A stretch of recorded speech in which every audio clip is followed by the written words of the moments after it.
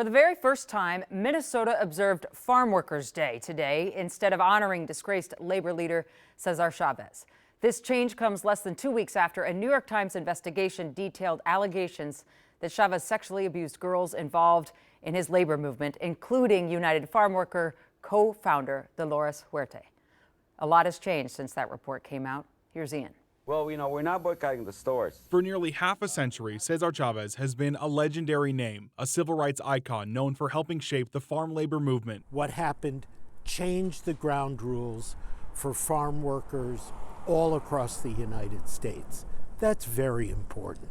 Tributes to Chavez are nationwide. Statues and street signs and days are reserved for his legacy. Who's harvesting the wheat? Labor historian Peter Ratcliffe knows Chavez's legacy well. As a child in Connecticut, he stood outside grocery stores telling shoppers to not buy grapes. It mattered to me what rights farm workers had in California. But after an investigation by the New York Times exposed allegations of sexual abuse and rape committed by Chavez, those tributes have largely changed or been removed. And I think this is a confounding story that a man who's been a hero is now revealed to have been an abuser and an exploiter. Across the country, statues have been covered and days have been renamed in honor of the farm workers themselves. This is an opportunity for all of our communities to place healing and to recognize the hard dedication and work of our farmers. In Minnesota, the state legislature unanimously voted to repeal Cesar Chavez Day, set for March 31st, instead now recognizing farm workers. Places bearing Chavez's name have been stripped of their signage. Academia Cesar Chavez removed their signs and say they're working on changing the school's name. When I called, the voicemail now simply says, "Welcome to Academia Charter School."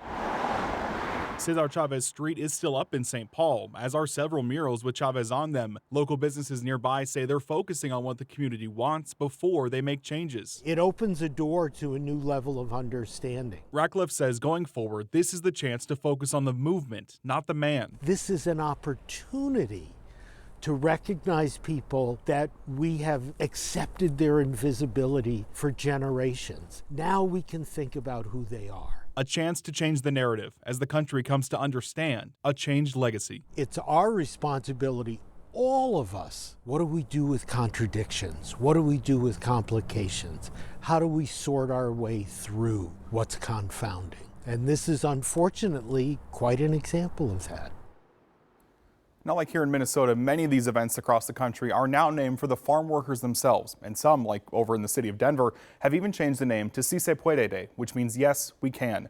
That phrase was popularized by Chavez, but was coined by Dolores Huerta. Jana. And obviously her story is getting told, well overdue. Ian, the street in St. Paul, is that not changed because the city doesn't want to, or it's more complicated than that? It's a little more complicated than that. You know, I know you had reached out when that New York Times investigation first came out a couple weeks ago, just asking what the process was to change this, because obviously there have been a lot of things changed that have Chavez's name on them currently. There is a process in place to rename those streets, but like anything with city government, just takes some time to go through those steps to actually make that happen. All right, Ian, appreciate you. We'll be right back.